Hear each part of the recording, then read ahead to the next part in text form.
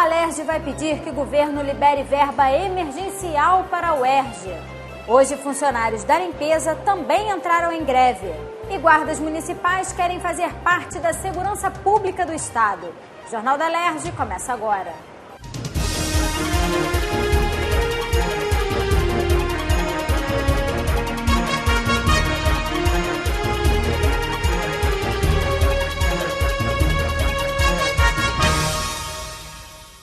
Boa noite.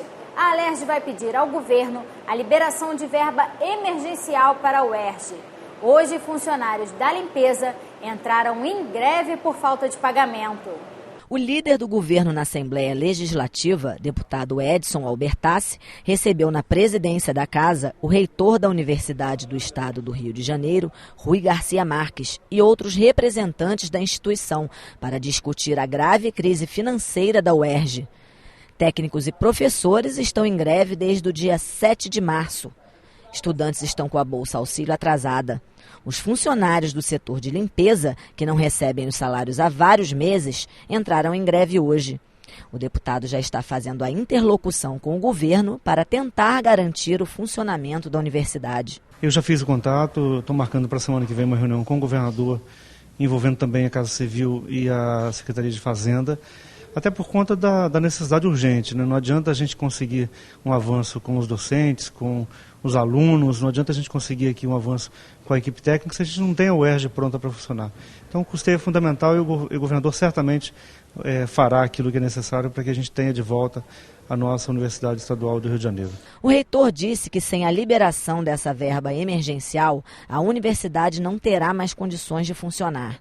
A gente precisa ter uma verba emergencial para quitar débitos anteriores relativos à manutenção da universidade, à limpeza, à vigilância, aos ascensoristas, ao restaurante universitário, para que isso volte a funcionar, para que, se a greve acabar, a universidade tenha condição de retomar suas atividades. Como está hoje, infelizmente, nós não temos condição de retomar as atividades. Outra questão levantada na reunião foi o desbloqueio dos recursos da chamada Fonte 10, que é gerada por arrecadação própria da universidade, mas fica retida pelo Estado.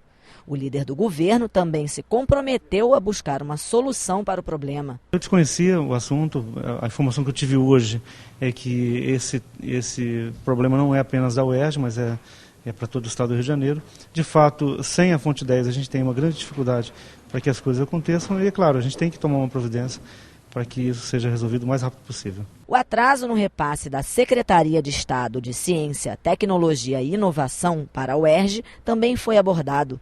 O secretário Gustavo Tutuca ressaltou a crise econômica que o Rio de Janeiro passa, mas disse que vão regularizar a situação. Os repasses estão sofrendo como todos os outros órgãos do Estado, né? A Secretaria de Ciência e Tecnologia também sofre com isso em outras vinculadas. A UERJ não é diferente.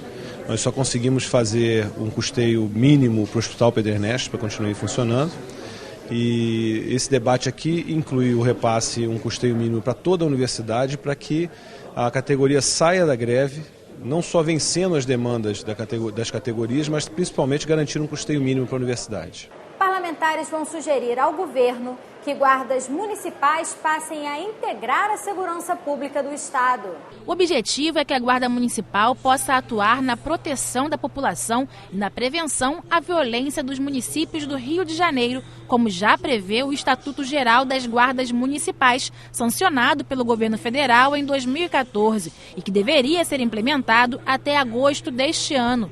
Pela lei, a classe tem direito a porte de arma e poder de polícia. A ideia é que a gente faça proposições que ajudem o avanço legislativo da Guarda Civil Municipal. Uma dessas foi a apresentação dessa indicação legislativa assinada pelos deputados aqui presentes, para que os guardas civis municipais passem a fazer parte da composição das RISPs, né? Além disso, terão outras proposições com o mesmo propósito de inserir a Guarda Civil Municipal nesse organismo de segurança pública. Guardas municipais de várias cidades do Rio participaram de uma audiência no plenário da Alerj para debater o tema. Segundo esse representante da Frente Pro Guardas Municipais, se os municípios não cumprirem o que determina a lei, eles vão entrar contar com uma representação no Ministério Público por improbidade administrativa. Os guardas municipais de todas as cidades do estado do Rio de Janeiro hoje se reuniram para reivindicar o cumprimento de uma lei federal, que é a 13022 de 2014, que é uma lei importante. Não é porque ela dá reajuste salarial para o guarda municipal, não. Ela é importante para a sociedade porque ela vai compor a segurança pública no estado do Rio de Janeiro. As guardas municipais de todas as cidades vão acionar seus órgãos representativos e vamos, via Ministério Público, sim, fazer ação de improbidade administrativa ao prefeito que não cumprir a Lei Federal 13022. O município de Vila Velha, no Espírito Santo, já conta com guardas municipais armados desde que o estatuto foi sancionado. Segundo o prefeito, isso ajudou a reduzir os índices de criminalidade. O roubo ao comércio registrou uma queda de quase 50%. Furto e roubo de veículos foi reduzido em 20% e os homicídios, que em 2012 era de 52 para cada 100 mil habitantes,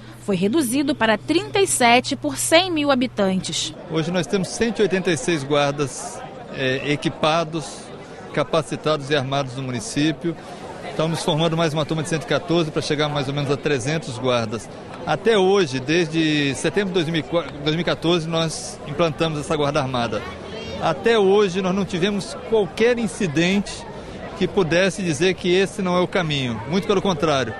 Nós temos trabalhado com um apoio forte à Polícia Militar, à Polícia Civil e com várias reduções de índices, principalmente crimes contra o patrimônio, que é o objetivo principal da nossa guarda. Parlamentares vão formar uma comissão de representação para sensibilizar os prefeitos do estado sobre a importância de implementar o estatuto. O papel da Comissão de Segurança é levar todas essas demandas trazidas e as boas práticas. Por exemplo, a região sul-fluminense tem um consórcio e nesse consórcio a gente verifica, por exemplo, a possibilidade de ter uma única academia, de buscar pelo consórcio parcerias com o governo federal. Então a Comissão de Segurança vai formar com outros deputados uma comissão de representação para procurar as prefeituras de modo a garantir a efetividade da lei que foi promulgada em 2014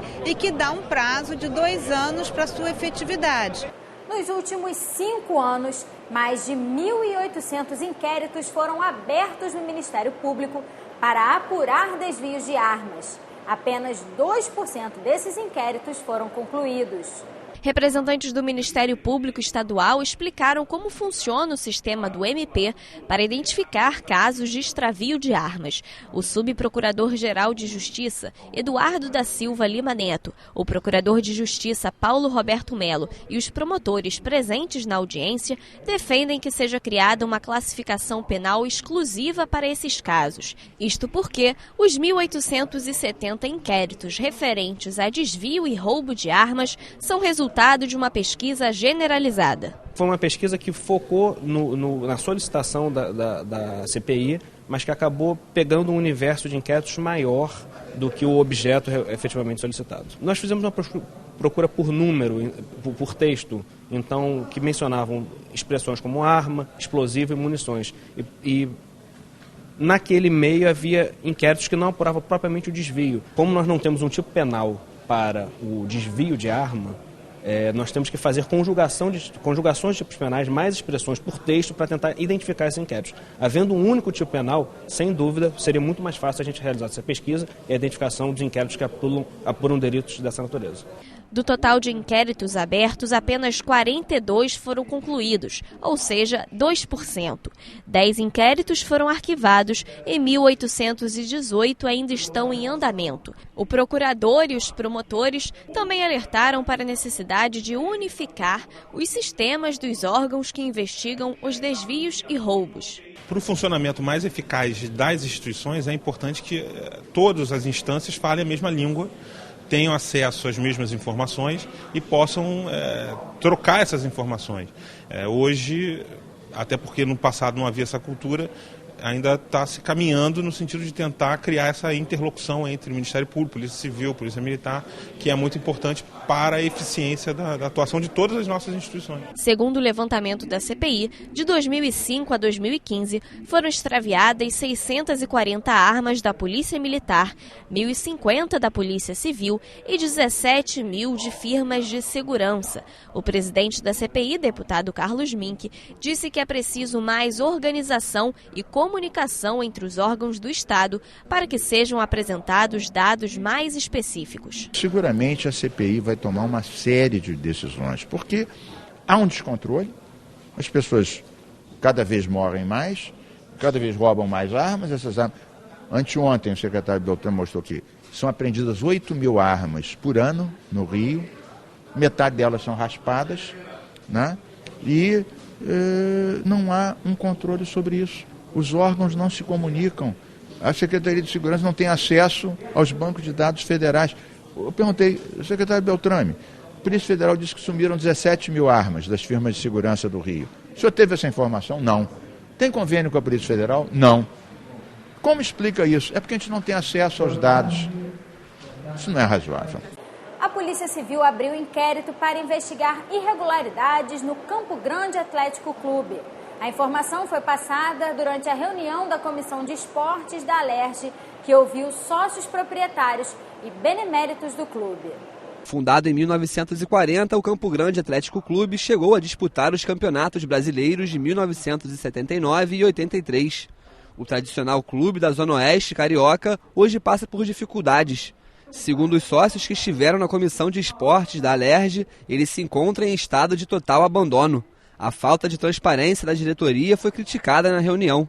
Por não entregar a ata de eleição, o Campo Grande não vai disputar a terceira divisão do Campeonato Carioca. Nós queremos ter o direito de, pelo menos, votar e ser votado. Saber quando é uma eleição, porque eles não informam, não tem. Então, a transparência, de fato, não existe no clube. Nós queríamos isso, que houvesse uma transparência para que até mesmo nós, sócios, no meu caso, estou falando como sócio proprietário, pudéssemos nos regularizar. O presidente da Comissão de Esportes, deputado Chiquinho da Mangueira, pretende convocar a atual diretoria do Campo Grande para prestar esclarecimentos. Segundo o parlamentar, o fechamento da entidade seria prejudicial para o bairro que abriga uma grande concentração populacional. A presença do presidente da Federação de Futebol do Rio, senhor Rubens Lopes, também vai ser solicitada para a próxima reunião. O objetivo, não só meu, como dessas pessoas que aqui estiveram, é fazer com que aquele clube lá da Zona Oeste, que é um belíssimo, tem um estádio que já foi palco de grandes eventos, grandes jogos, grandes shows, e hoje está completamente abandonado. Nós vamos saber por que ele chegou a esse ponto de abandono. O deputado Paulo Ramos defendeu que se acompanhe o inquérito aberto pela 35ª DP. Questões trabalhistas, dívidas com órgãos públicos e a falta de transparência da diretoria precisam ser sanadas para o clube se reerguer. O clube não se expressa como deveria, uma direção que não tem nenhuma transparência, são verdadeiros donos do clube. O deputado Chiquinho da Mangueira, presidindo a Comissão de Esportes da Alerj, vai também, já se incorporou a essa luta e vai tomar algumas providências que seguramente darão uma contribuição expressiva para que o Campo Grande possa passar a ocupar o lugar a ele devido pelas suas tradições e pelo grande número, não só de associados, mas como também de torcedores e aficionados. As prefeituras vão ter que destinar áreas para o despejo do lixo nos planos diretores. Veja como foram as votações no plenário. Na sessão plenária desta quarta-feira, os parlamentares analisaram o projeto dos deputados Samuel Malafaia, Dionísio Lins e Jorge Pisciani, presidente da Casa, que determina que as pessoas feridas em acidentes de trânsito que tenham planos de saúde sejam levadas pelos bombeiros para hospitais conveniados. Se no momento do socorro não for possível identificar se o paciente tem plano de saúde, ele poderá ser transferido do hospital público assim que tiver condições clínicas. A proposta aprovada precisa passar mais uma vez pelo plenário. A pessoa pode ir para o hospital, tem que ir, porque o SUS determina que o atendimento de emergência seja feito pelos hospitais públicos, mas logo depois de estar ali e ter condição de ser removida, ela deve ir para o hospital do seu plano de saúde. Já o deputado Paulo Ramos quer alterar a lei que trata da política estadual de resíduos sólidos. O objetivo é que os municípios prevejam em seus planos diretores área para destinação do lixo. A matéria aprovada depende da sanção do governador para se tornar lei. Eu vejo também que municípios menos favorecidos culminam sendo os destinatários de lixos produzidos em municípios mais fortes, causando inclusive reação na população. Então o objetivo agora é fazer com que, o mais possível, compreendendo os consórcios, etc., mas que cada município cuide do seu lixo. O deputado Flávio Bolsonaro quer que os editais de concursos públicos apresentem os requisitos e critérios sobre testes, avaliações psicotécnicas e investigações pregressas dos candidatos quando necessário. O texto também prevê a possibilidade de recurso caso o candidato seja reprovado. A matéria retorna ao plenário para a segunda discussão. No sentido de preservar essa importante característica que é fundamental aos concursos. A transparência, principalmente nos exames psicotécnicos e nas pesquisas sociais. Que ajuda a pessoa eliminada de um concurso, porque a banca vai perguntar ao vizinho dele ou algum amigo dele se ele tem algum envolvimento, né, com alguém próximo ao tráfico de drogas, se ele é uma pessoa violenta, se envolve em brigas, enfim. E para que ele possa se defender, e é uma garantia constitucional, é preciso que ele saiba o porquê ele está sendo eliminado de um concurso público na pesquisa social. As escolas públicas podem passar a ter um programa de prática de educação física adaptada. A ideia é conscientizar a sociedade sobre a educação inclusiva, capacitar professores e adequar as escolas às necessidades dos alunos. O texto do deputado Chiquinho da Mangueira foi aprovado em primeira discussão. Esse projeto só vem a dar forças para que essa questão do bullying fique cada vez mais distante.